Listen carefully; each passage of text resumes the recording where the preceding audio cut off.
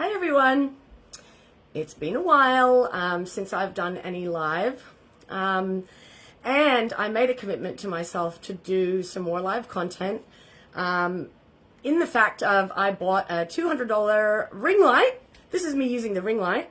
I had a little one during lockdowns that I used to put on the table, and I don't know, it was really hard to use, and now it's on the desk with the computer.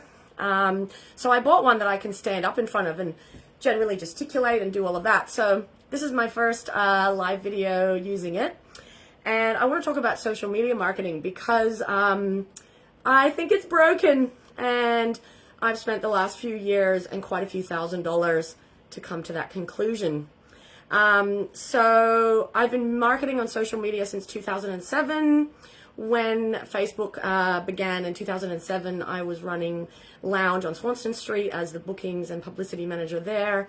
And we were all like, oh my God, here is a new platform to advertise our events. And before that, we were doing street press advertising, taking out full page street press ads, new ones every week. Like, that was part of my work, was to do full color ads in Beat and Impress with my designer Daniel Feary, shout out Motive. Anyway, and then we got to social media, and suddenly we had events and we were all connected and all of this stuff. And that was 2007. It's now 2023. I can't do the maths right now, but it's been a while. It's been like 15 years or something. And I truly believe that social media marketing is broken. And I'll tell you why. So, and then I'm going to speak on a couple of the comments that people put on my thread earlier. So I've spent, the last few years doing organic social media marketing, as most of you know, because you see my content.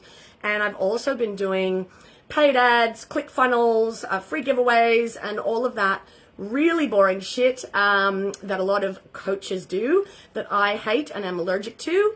I've never done a free webinar because the thought gives me hives. I don't standardize what I do because the help that people need is so different. So it's really hard to know what content to put out there in a marketing sense. But this morning, the reason why I was encouraged to do this morning is I got sent a message from Meta Business Suite, which is now the back end of social media marketing on these platforms, on Facebook and Instagram. And it said, your page has been violated. We're deleting your page. We're deleting your audience. You fucked up. And it had a link to click. Now, keep in mind, this is from Meta Business Suite. And when you go and look at it, it literally does look like it's from Meta Business Suite. And this was sent in a private message to my Facebook fan page. The honest truth is, it's fucking spam, and you do not click the link at all, or it will mess with your shit.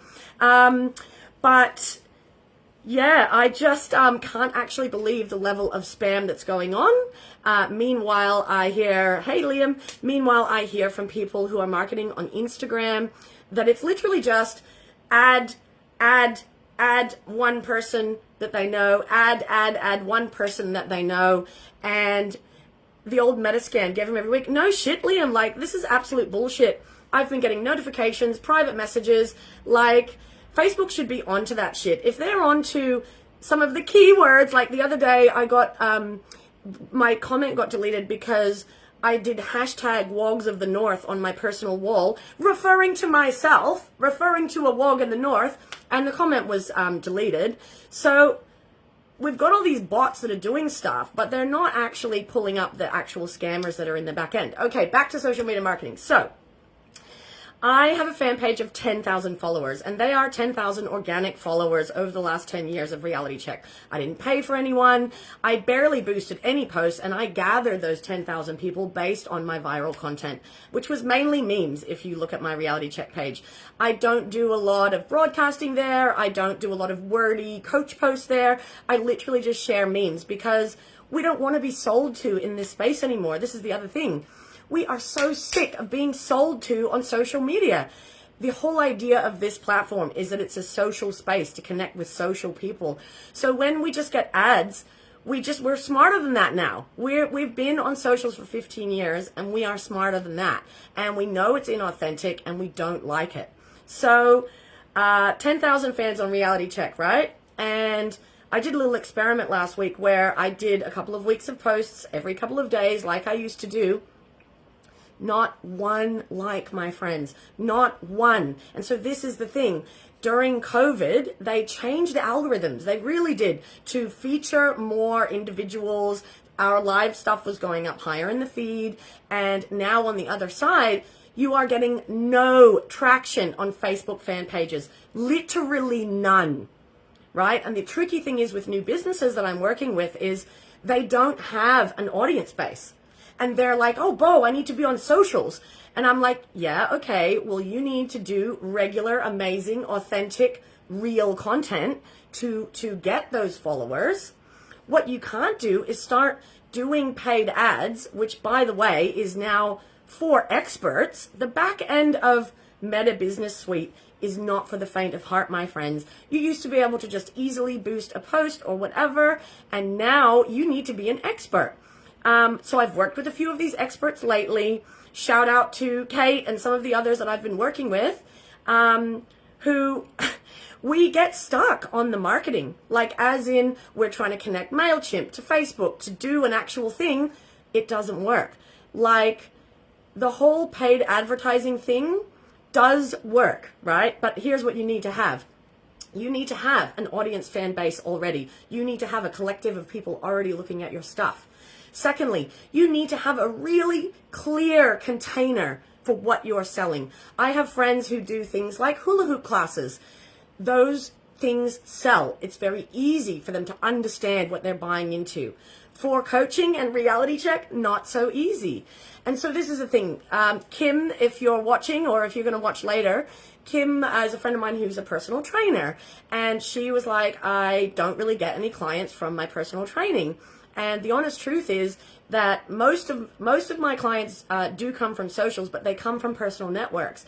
And people always go and stalk me to see who I am.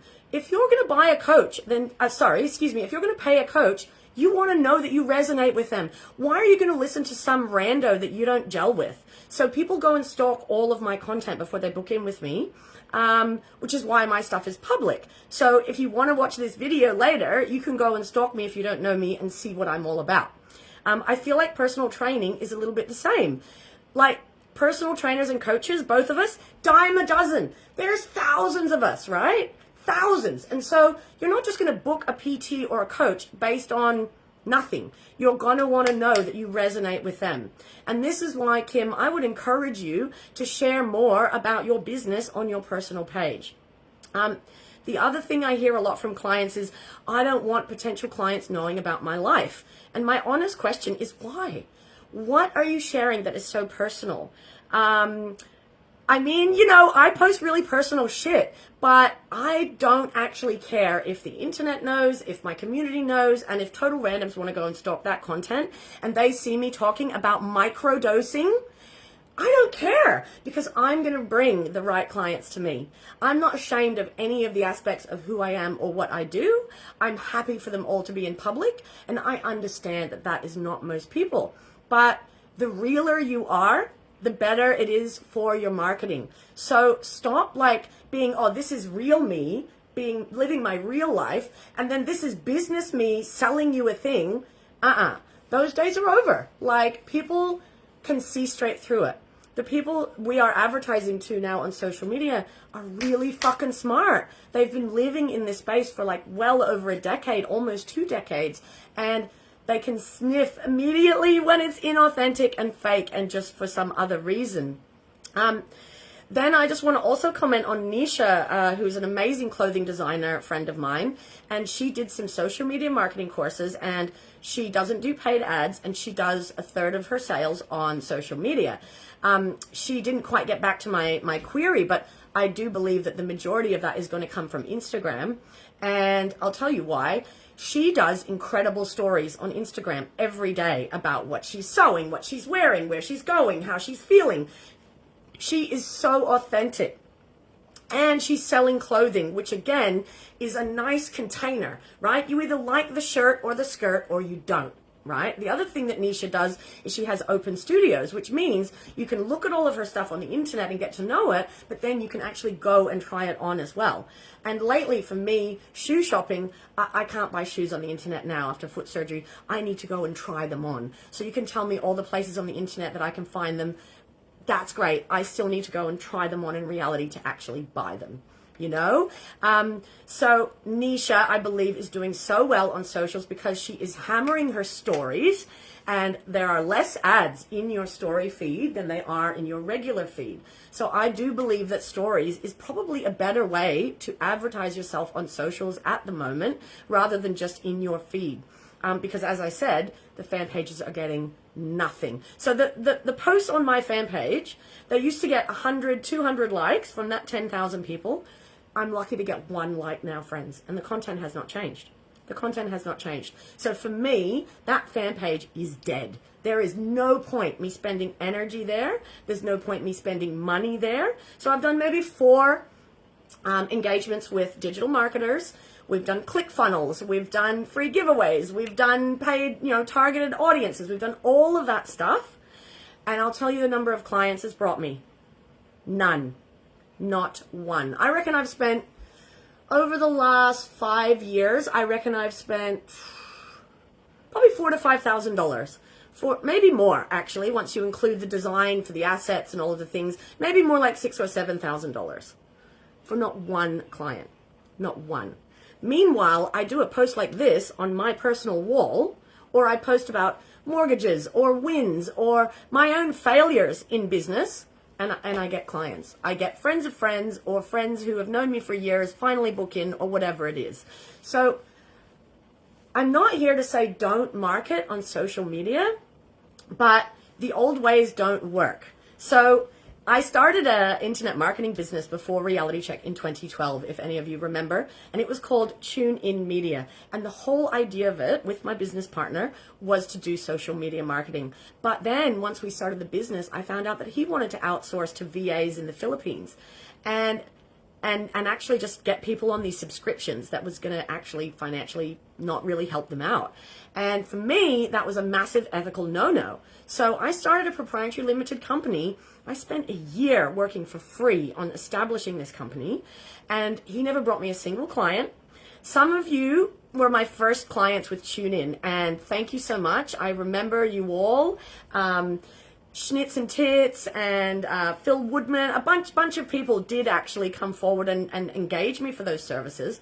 But within a year, I realized that that is not what I wanted to deliver, and I changed it and made Reality Check.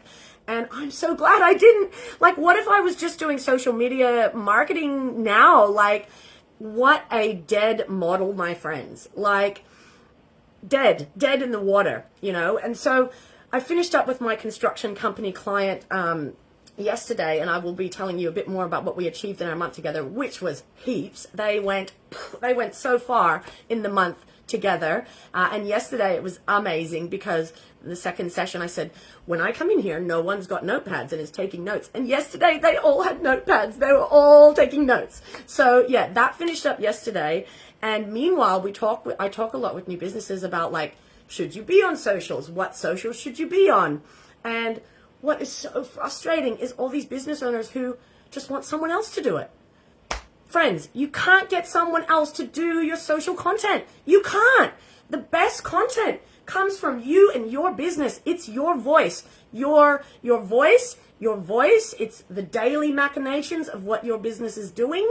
The idea of that content going to an external third party and then speaking accurately for your brand on socials is insane. So stop trying to outsource your social media marketing. Please stop doing it.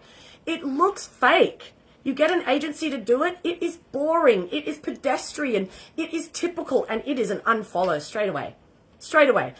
If you want some people to watch who are doing socials well, Constance Hall, man. Constance Hall, the blogger from Queensland, she does socials really well. She's fucking real. She does stories. She's loose as fuck, but she does it really well. So she's one that I think is doing it very well.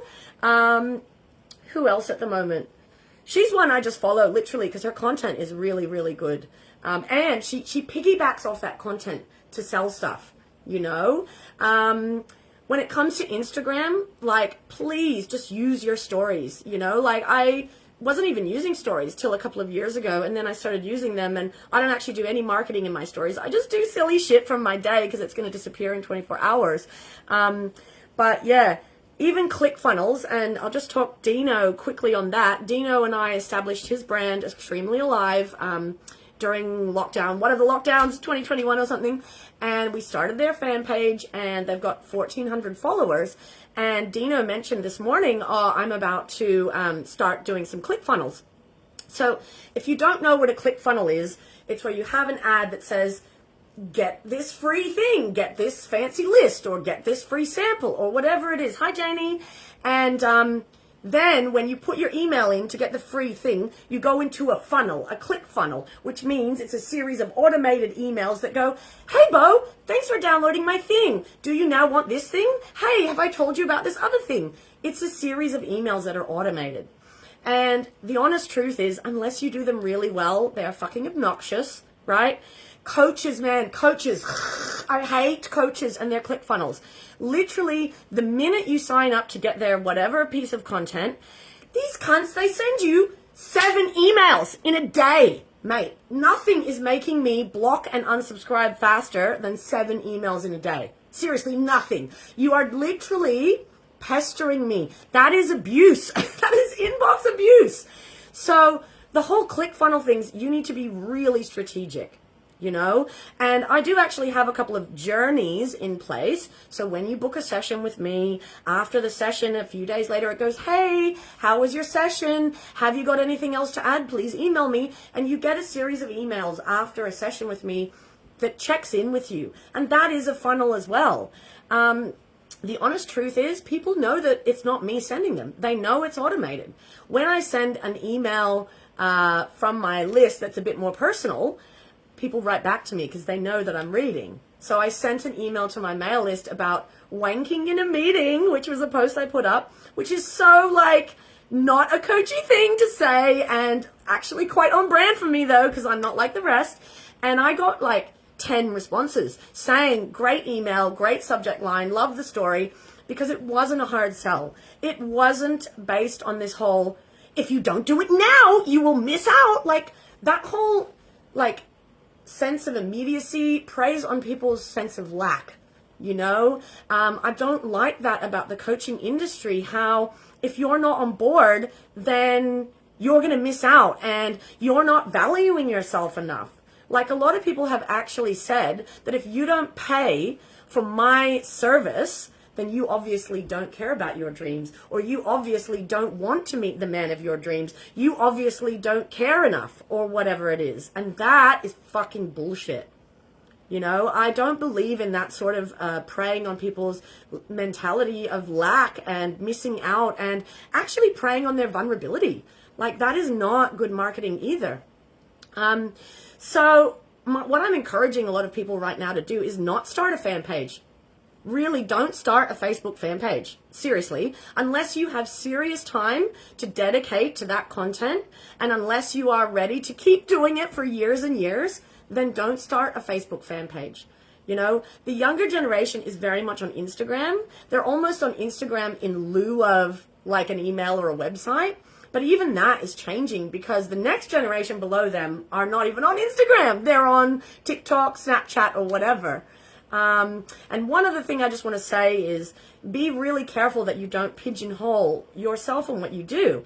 Like, for example, I've had a few clients lately, and I've actually also followed some who only do ADHD content on TikTok or wherever. They only do ADHD content. I'm sorry, but that is not going to make a career for you. Like, it's actually also a little bit dangerous, yeah, because people are then self-identifying, self-diagnosing from all this random shit they're watching on TikTok, and it's not real. Not all of it is accurate, and it's usually really badly done content as well.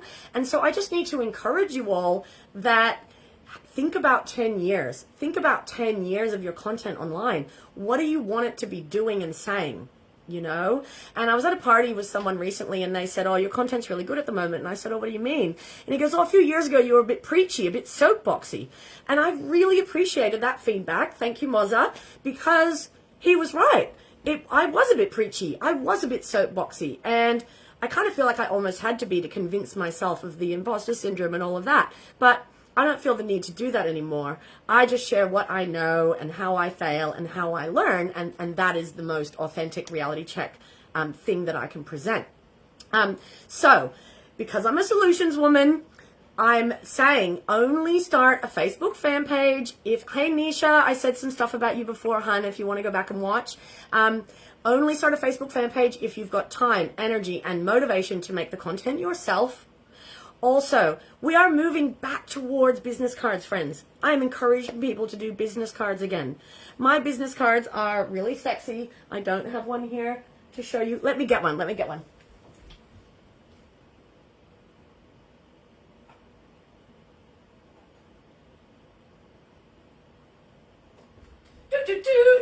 Okay. These are still my best sales tool. They are shiny. They've got colored edges. They were really expensive. They were $1 a card. So if I give you a card, then I obviously give somewhat of a shit about you, right? The thing is, because they're so well designed and different, people hang on to them, you know, and I really believe in them. The problem is I now need another one for the army. So I'm going to have 3 business cards. But I tell you what, when you give someone 2 different business cards, it impresses them. And the recent construction company, they became a client based on these cards alone. So one of their partners was telling everyone about me, but they didn't really hear him, listen, whatever. I gave him 5 each of these. So I gave $10 worth of cards to him to give to the business. And they booked in for my biggest package based on these and obviously what's on the websites. So we're going back to business cards. I truly believe it. We're going back to analog, my friends. People are so sick of everything being digital and it being fucking fake. And I mean, I don't know about y'all, but whenever I post anything on Instagram, it's submit your pic to blah blah. Like, fuck off. I don't want to submit my fucking pic to your blah blah to get your shit. Like, get out of my feed, right? And those people get an instant block. Instant block. So like my block list is really long on both platforms because I just don't have time. The digital chatter is too much. Yeah, we have other things to be doing than dealing with spam all the time in our inboxes, you know? So social media marketing, you know, and Nat is watching. Hey, Nat. Nat is another one who does social media marketing really well in her business as a marriage celebrant, but she's a real celebrant. She's a marriage celebrant like I'm a coach. We're not like the others, right? She wears sneakers, like all of this kind of stuff. And her socials are really good.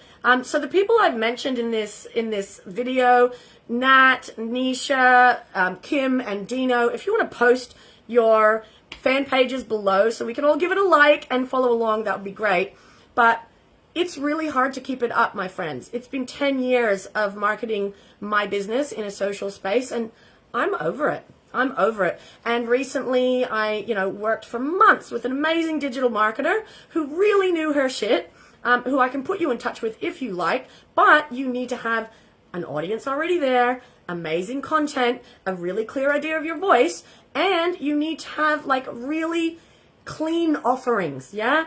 Like hula hoop lessons sell, t-shirts sell, clothing sells, nebulous reality check things with tattooed weird coach witchy ladies don't sell. They don't sell like that. They sell from this. They sell from this real authentic engagement that I try and put out there, So we have to rethink it all. That's all. We have to rethink how we use this space for marketing, and I think a lot of events are realizing that as well with all of the scalpers and spammers and, yeah, I'm just a bit sick of all the music events only focusing on the music. Like, tell us more. Tell us about your ethos. Tell us about your goddamn crew that run the parties, please. Like, tell us about the people involved.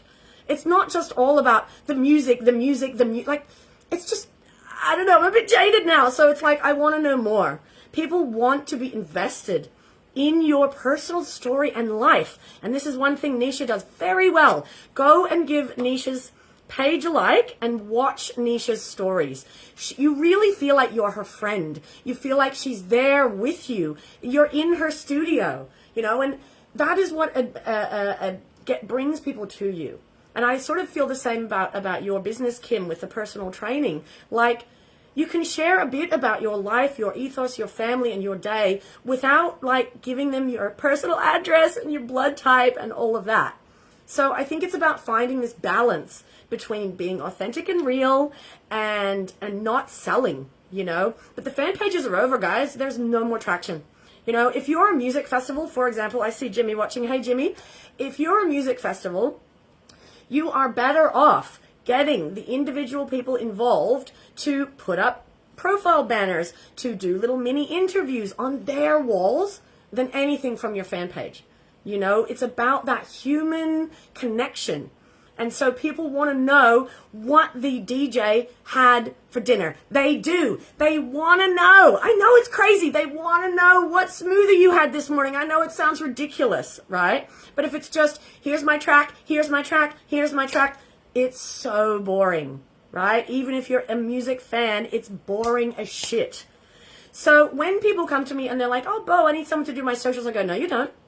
Why do you? All the content comes from you. Where do you think the content's coming from? And I tell them that I can train them to do their own social media on their phone in an hour a week. And I can. We use scheduling apps. We can come up with takeaways. How often do we do a CTA, a call to action? What time do we post? We can do all of that. I am happy to train you in all of that. But if you think that regular posting on socials means money in the bank, that shit is over, guys. That shit is done. You need a big overall marketing campaign and strategy. You need new offerings that come out that are exciting and interesting and that actually answer a need, you know? And I don't know, I'm really proud of myself because I haven't actually gone down that coach road. I really haven't. I just do what you all tell me that you want me to do, and I do it in my most me way possible. And I've been doing that 10 years. And the minute I finish up with a client, which happened yesterday, today I got a new client. Thank you, Mark Chapo, who's an amazing musician. He and I are going to work together next week. So the minute I finish with one client, or a couple of months ago I had 8 at once, which was just hectic, because my witchy sensibilities, like I really like to focus on the clients that I'm working with at the time. That's how it rolls. My fan page is irrelevant. It is absolutely irrelevant to everything that I do. And go and have a look at the Reality Check fan page if you like. 10,000 followers. There's heaps of great content. No engagement. None. Not after doing paid posts. Not after doing organic posts. Like, no engagement. Right? I get better engagement on Instagram. I've never, ever got a client from Instagram. And again, it depends what you do. Instagram is a visual platform. A lot of what I do is speaking. Right? Speaking and writing. So it's not my platform. Whereas Nisha does clothes. And so it's very visual. And I would say, Nisha, I'd love to know what the percentage is of your 2/3, she said a third of her sales come from socials. How many of them come from Insta? Because I'm willing to bet it's more than 70% of that third come from Insta. So hammer your stories, friends. Do your marketing in your stories. Do it from your personal page, not your fan page. Get business cards. Do stuff in reality, you know? And also the whole influencer thing is kind of twisted and convoluted and over in a lot of ways. The same as coaching, but you can do influencing in the right way. When I buy a jumper off Nisha, I come home and I do a post about it because I believe in promoting small businesses and my friends, you know? Suddenly my 3,000 or 4,000 friends or however many, you know, on both platforms across or whatever, see that image. They see her fan page. That is gold. User-generated content, organic content. That is where we are at.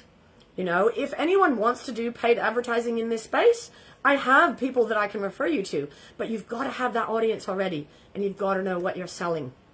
Okay, so and also, I'm going to put a screenshot below of the spam message I received this morning. If you get it, don't click the link. Do not click the link and just ignore it.